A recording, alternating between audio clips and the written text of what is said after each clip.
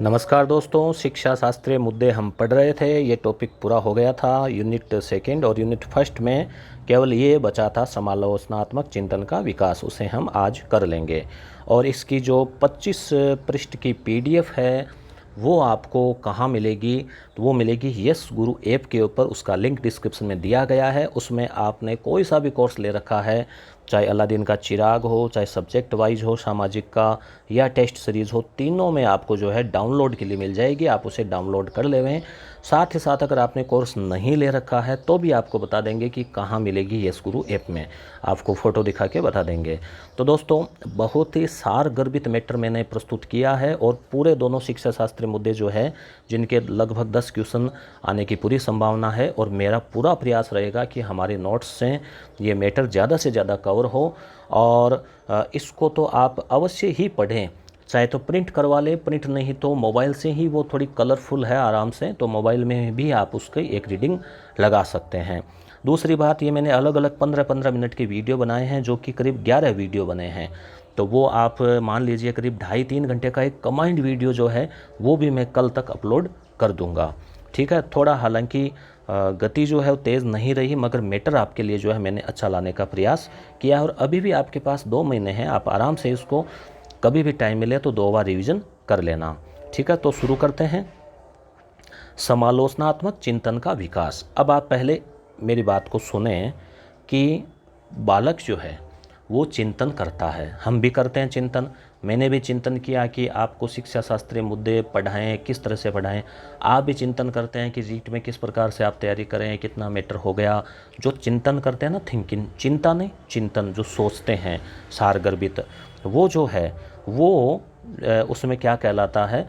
चिंतन कहलाता है। ठीक है, थिंकिंग। अब समालोचनात्मक चिंतन का क्या मतलब हुआ? समालोचनात्मक चिंतन, समालोचना यानी आलोचना का मतलब तो हो गया केवल बुराई करना। समालोचना यानी समान रूप से आलोचना करना, अर्थात गुण दोष सभी देखना। तो बच्चे में, सामाजिक जो पढ़ने वाला बच्चा है, कक्षा 9 का, 10 का, 8 का, उसमें ऐसी सोच तो आनी चाहिए कि वो चीज़ों को समझ सकें, चाहे वो सामाजिक बुराइयां हैं, आर्थिक नीतियां हैं। ठीक है, उसके अब जैसे मान लीजिए लोकतंत्र है, तो लोकतंत्र के गुण दोष दोनों होंगे। बालक को हर जो कुलीन तंत्र सबके बता के फिर वो एक निष्कर्ष निकाल सकता है कि हालांकि इसमें बुराइयां हैं मगर बाकी से कम है। तो इस प्रकार से उसका जब चिंतन का विकास होने लगेगा तो तभी तो वो एक कुशल नागरिक बन पाएगा। इसलिए हमारा दायित्व है कि हम बालकों में समालोचनात्मक चिंतन का विकास करें, कि तर्क वितर्क के साथ दोष गुण देखते हुए और सभी पक्षों को देखते हुए वो एक निष्कर्ष निकालें। तो समालोचना का मतलब हो गया गुण दोष, सकारात्मक नकारात्मक सभी पक्षों को देखना और उसके बाद में किसी निष्कर्ष पे पहुंचना। चिंतन का मतलब थिंकिंग, यानी यह एक ज्ञानात्मक मानसिक व्यवहार है। अब आप चुपचाप बैठे बैठे कुर्सी पे भी आंखें बंद किए हुए भी चिंतन कर सकते हैं, मूवमेंट होना जरूरी नहीं है। इसमें प्रतीक होंगे। प्रतीक का मतलब जैसे मैंने आपसे कहा कि आप रीट के बारे में सोचिए। अब रीट का नाम लेते ही आपको क्या याद आ रहा है? अंग्रेजी में या तो बड़ा बड़ा ये रीट लिखा हुआ ना याद आ रहा है, या मैंने कहा रीट की परीक्षा 26 सितंबर, तो 26 भी आपको याद आया। मैंने कहा पेपर जो है ना वो इस बार आपको, अब पेपर का नाम लिया तो पेपर का नाम लेते हुए आपको एक बड़ा सा याद आ रहा है। तो प्रतीक, बिंब, ठीक है, किसी भी चीज़ का हम चिंतन करते हैं। मान लीजिए अब चंद्रमा के बारे में, उपग्रह के बारे में सोच रहे हैं, उसकी गतियों के बारे में, तो उसका बिंब आएगा ज़रूर। तो इस्तेमाल करते हुए समस्या के समाधान का प्रयास किया जाता है। कोई भी समस्या है तो हम उसका विचार करते हैं ना। अब 2 महीने हैं आपके सामने, कोर्स मान लीजिए बाकी है, तो आप चिंतन करेंगे, फिर आप एक टाइम टेबल बनाएंगे, फिर आप उसको फॉलो करेंगे। तो उसमें एक आपने प्रतीकों का प्रयोग किया, मानसिक व्यवहार किया। वैलेंटाइन कहता है कि श्रृंखलाबद्ध विचारों का किसी लक्ष्य की ओर अविरल गति से प्रवाह चिंतन है। यानी श्रृंखलाबद्ध विचार है, आगे से आगे चल रहे हैं, और फिर एक लक्ष्य की ओर, यानी एक समस्या है, उसको हल करने के लिए लगातार जो आ रहे हैं विचार, वही चिंतन है। गेरेट क्या कहता है? चिंतन एक अदृश्य और अव्यक्त व्यवहार है, दिखाई नहीं देता, व्यक्त नहीं हो सकता, मगर मन मन में चलता रहता है, और इसमें मुख्य रूप से प्रतीकों का प्रयोग किया जाता है। तो आपके ध्यान में आ गया होगा, ये शब्द आप पकड़ के रखें: मानसिक व्यवहार, ज्ञानात्मक, प्रतीक, बिंब, समस्या का समाधान, लक्ष्य उन्मुखी, श्रृंखलाबद्ध विचार, अव्यक्त व्यवहार, अदृश्य व्यवहार, ये सब चीज़ें। अब चिंतन की विशेषताएं। तो चिंतन क्या है? एक ज्ञानात्मक प्रक्रिया है, मतलब क्रिया नहीं हो रही है, इसमें एक्टिविटी नहीं हो रही कि आप हाथों से कुछ सामान उठा के ला रहे हैं, दिमाग में सोच रहे हैं। लक्ष्य उन्मुखी प्रक्रिया है, यानी एक लक्ष्य की ओर, एक लक्ष्य को लेके तो सोचते हैं ना कि किस चीज़ के बारे में सोच रहे हैं। यह आंतरिक, मानसिक और अव्यक्त क्रिया है। यह गत्यात्मक नहीं बल्कि मानसिक खोज। गत्यात्मक मतलब शरीर की गति नहीं होगी इसमें, ये नहीं है कि आपको यहाँ से चल के और 2 किलोमीटर जाना पड़ेगा, बल्कि दिमाग में चाहे आप कहीं भी पहुँच जाओ दिमाग से। तो ये मानसिक खोज है। यह एक कौशल है जिसको अभ्यास से विकसित किया जा सकता है। जी हाँ दोस्तों, सही ढंग से किसी चीज़ के ऊपर चिंतन करना हम विकसित कर सकते हैं अभ्यास से, और बालकों में विकसित करवा सकते हैं कि आप इसके बारे में सोचिए, इसके गुणों पे विचार कीजिए। और दोस्तों, निर्णय लेने का भी ये तरीका होता है। आप कन्फ्यूज़ होते हैं कई बार, तो आपको निर्णय लेना होता है, तो आप पहले उस निर्णय के जो गुण देखिए और उसके दोष देखिए। गुण ज़्यादा है तो आप निर्णय ले लीजिए, बस सिंपल सी बात है। अब आप कहें मैं रीट की तैयारी करूं कि फर्स्ट ग्रेड की करूं, तो दोनों के जो है वो स्थितियों का सोचिए, कौन सा एग्ज़ाम पहले है, कब है, क्या है, वही तो होता है ना। इसे तो पूर्व ज्ञान, क्रमबद्धता व अधिगम की आवश्यकता होती है।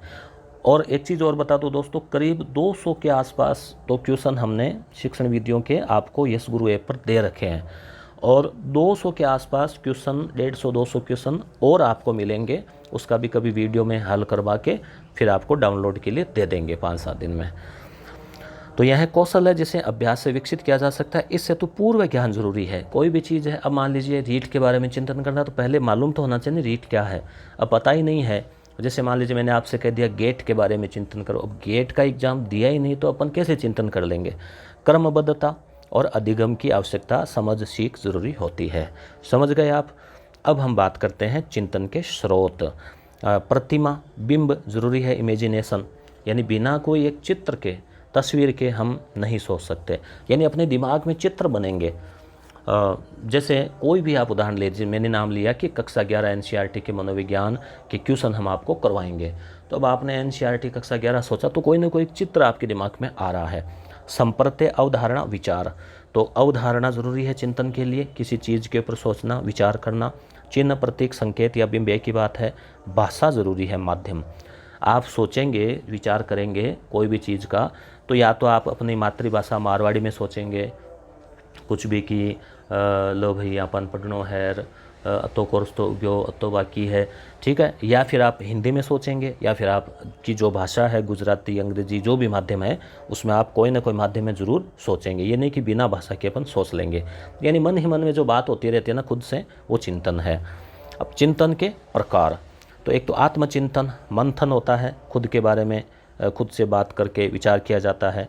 एक है अभिसारी चिंतन, ये केंद्र की ओर उन्मुख होता है। जैसे मान लीजिए समस्या का हल है और बहुत सारे विचार आए परंतु हल एक ही आ रहा है, ठीक है, सॉल्यूशन एक ही, यानी ये जो है थोड़ा संकुचित है। अपसारी का मतलब होता है फैलाव, ये केंद्र विमुखी है, ये केंद्र अभिमुखी है, ये केंद्र विमुखी है। इसमें क्या होता है कि मान लीजिए समस्या है तो उसके कई प्रकार के हल पर कि अच्छा ये हल हो सकता है, इसका ये भी हो सकता है, अलग अलग जो आयाम है, विभिन्न डायमेंशन है। जैसे आपने सुना होगा कि आरएस का एग्ज़ाम देते हैं, आईएएस मेंस देते हैं, तो किसी समस्या के ऊपर विभिन्न आयाम उसके प्रस्तुत किए जाते हैं, उसके गुण, दोष, और उसका तकनीकी पक्ष, उसका सामाजिक पक्ष, उसका आर्थिक पक्ष। तो विभिन्न पक्षों को ध्यान में रखते हुए जो चिंतन किया जाता है वो अपसारी है। तो ये ज़्यादा ज़रूरी है, इस पर आप ध्यान रखना, इसका अपसारी का, इसको ज़्यादा महत्व दिया गया है। अब है नोट। अभिसारी चिंतन जो है वो परंपरावादी ढंग से विचार करता है और बार बार एक ही समाधान या पक्ष को देखता है, संकुचित और अमनोवैज्ञानिक है। जबकि अपसारी चिंतन सृजनात्मक है, नवाचारी है, बहुआयामी है, बहुपक्षीय है और मनोवैज्ञानिक है, ठीक है। अगला है तार्किक चिंतन, लॉजिक के साथ तर्क दिए जाते हैं, तर्क वितर्क किया जाता है। और एक है समालोचनात्मक चिंतन, जिसमें कि विवेकशील चिंतन भी हम इसको कह सकते हैं, गुण दोष दोनों देखे जाते हैं। अब चिंतन के चरण, तो चिंतन जो है पहले समस्या की पहचान करना, ये तो सभी में होता है, सभी चरणों में। फिर विभिन्न विचार आएंगे, ठीक है। फिर विचारों के साथ लक्ष्य का समायोजन, कि भाई लक्ष्य से जुड़े हुए विचारों पे हम बात करेंगे, और परिकल्पना का निर्माण होगा कि अच्छा शायद फिर ये हल ठीक रहेगा। फिर प्रयत्न और भूल के द्वारा समाधान, कि उस हल को प्रयोग किया, उस हल से नहीं हुआ तो दूसरा कोई समाधान ढूंढा। और फिर मूल्यांकन। समालोचनात्मक चिंतन क्या है, तो इतनी देर उसी के बारे में तो पढ़ रहे हैं। तो यह गुण दोष सकारात्मक नकारात्मक पक्षों को देखते हुए निष्कर्ष निकालने वाला विवेकपूर्ण चिंतन है। निर्णयों को अच्छे से जांचा और परखा जाता है, क्यों व कैसे का समाधान किया जाता है इसमें, और निर्णय के कारण और परिणाम का विश्लेषण किया जाता है। समालोचनात्मक चिंतन को प्रभावित करने वाले कारक याद रखना, यानी बालक जो है समालोचनात्मक चिंतन करते हैं या नहीं करते हैं, कौन से ऐसे कारक है, तत्व है जिनसे कि ये प्रभावित होता है। देख तो अभिरुचि, रुचि ज़रूरी है, बिना रुचि के कोई काम नहीं होता। अभिप्रेरणा ज़रूरी है, शिक्षक उनको अभिप्रेरित करें कि बालकों सोचो, आप खुद विचार किया करो पाठ पूरा होने के बाद में। जैसे सामाजिक में आता है बेरोजगारी, गरीबी, कृषि से जुड़ी हुई समस्याएं, तो अब मान लीजिए पंचायती राज, कोई भी उनको बताया तो उनको कहा कि आप अपने स्तर पे सोचो कि कितना इसमें हो रहा है फ़ायदा, कितना विकास हो रहा है। तो बच्चे इसमें सोचेंगे ना, वे गलत सही तर्क वितर्क करेंगे तो ही तो रिजल्ट निकलेगा। लचीलापन होना ज़रूरी है सोच में, जागरूकता ज़रूरी है आसपास की समस्याओं के प्रति, सामाजिक चीज़ों के प्रति, करंट अफेयर के प्रति, व्यापकता ज़रूरी है सोच में, सुझावों को स्वीकार करना भी ज़रूरी है।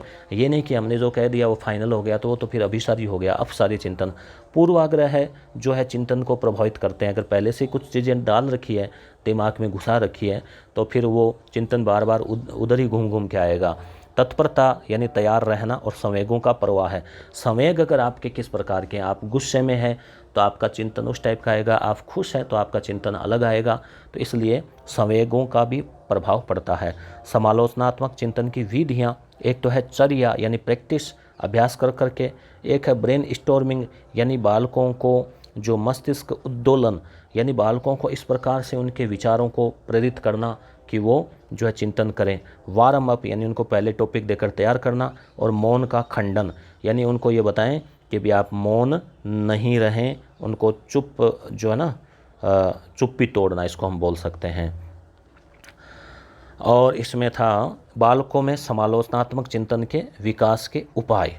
तो बालकों में समालोचनात्मक चिंतन के विकास के उपाय क्या है? ज्ञान का विस्तार, यानी ज्ञान, देखो ज्ञान है ही नहीं तो चिंतन कहाँ से होगा। अब विभिन्न प्रकार का ज्ञान है अपने पास तभी तो अपन चिंतन कर पाएंगे, तो बिना ज्ञान के चिंतन नहीं होगा। तो ज्ञान की प्राप्ति करें, प्रेरणा हो, तर्क वाद विवाद के अवसर देना, रटने के बजाय समझने पर बल देना। कॉन्सेप्ट जितना क्लियर होगा उतना ही हम उस चीज़ के बारे में सोच पाएंगे। विचार अभिव्यक्ति की स्वतंत्रता और प्रेरणा देना। यहाँ मैं आपको एक बात क्लियर कर दूँ, ज़्यादा सोचना नहीं। आप सोचो कि चिंतन पढ़ाया है तो फिर हम भी बहुत ज़्यादा सोचने लग जाएं, उससे ऊर्जा नष्ट होती है।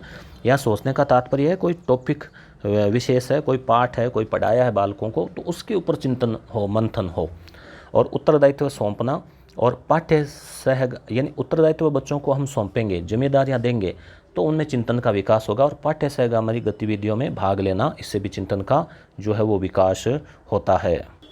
अब दोस्तों मैंने इसकी PDF के बारे में आपको बता ही दिया है, यस गुरु ऐप पे मिलेगी। अब आप नए हैं तो इस चैनल को तो सब्सक्राइब आप कर ही लेवें। और यस गुरु ऐप कैसे डाउनलोड करना है, तो प्ले स्टोर पे लिखना है यस गुरु और फिर उसको इंस्टॉल कर लेवें। उसके बाद में आपको PDF कहाँ मिलने वाली है, जिन्होंने कोर्स नहीं ले रखा है उनको तो यहाँ नीचे लिखा हो ना PDF, आप जो है इस PDF, ये देखो नीचे लिखा हुआ है बड़ा सा PDF, आप इस पर क्लिक करना और ये आपको कल तक अपलोड मिल जाएगी। तो PDF सेक्शन में मनोविज्ञान वाली भी है, ये भी है, तो ये पूरी तरह से आपको निःशुल्क है, 25-26 पेज की है, आप इसे डाउनलोड कर लेना। और जिन विद्यार्थियों ने रीड की टेस्ट सीरीज़ ले रखी है, सब्जेक्ट वाइज सामाजिक ले रखा है या ये चिराग ले रखा है, तीनों को अपने अपने फोल्डर में ये जो है वो मिल जाएगी। ठीक है, उसके अलावा और जो क्वेश्चन डालेंगे 200-300 उसकी PDF भी आपको यहाँ पे इस कोर्सेज में और यहाँ पे हम दे देंगे। टेलीग्राम चैनल के ऊपर भी कोशिश करेंगे कि जो क्वेश्चन वाली PDF है वो तो हम आपको दे देंगे। अब आप नए हैं दोस्तों तो आपको बता दें कि हमने बहुत ही मेहनत से SP शिवराणा सर के नेतृत्व में यस गुरु की टीम ने सामग्री तैयार की है। सामाजिक में आपको ये सामग्री मिलने वाली है। अगर आपने टेस्ट सीरीज या अलादीन का चिराग ले रखा तो उसमें मिलेगी, और नहीं तो आप केवल सामाजिक लेना चाहते हैं तो सब्जेक्ट वाइज कोर्स पे जाइए और इस प्रकार का जो मैटर है उसे आप समझिए और डाउनलोड कीजिए। और डाउनलोड करके आप प्रिंट करवा सकते हैं या फिर मोबाइल कंप्यूटर में बार बार रिवीजन कर सकते हैं। मनोविज्ञान में आपको ये सामग्री मिलने वाली है, स्क्रीनशॉट ले लें, रोक लें वीडियो को और आराम से जो है इसको समझें। और हिंदी में आपको, विज्ञान गणित में आपको ये सामग्री मिलने वाली है 120 में। और आपने पहले कोई कोर्स ले रखा है तो ये नहीं लेना है, ध्यान रखें, पहले ले रखा है टेस्ट सीरीज या अलादीन का चिराग तो ये नहीं लेना है।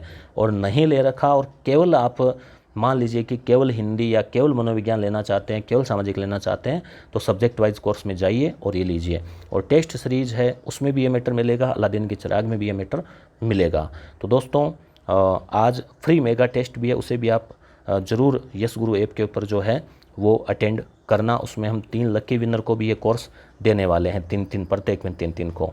तो धन्यवाद।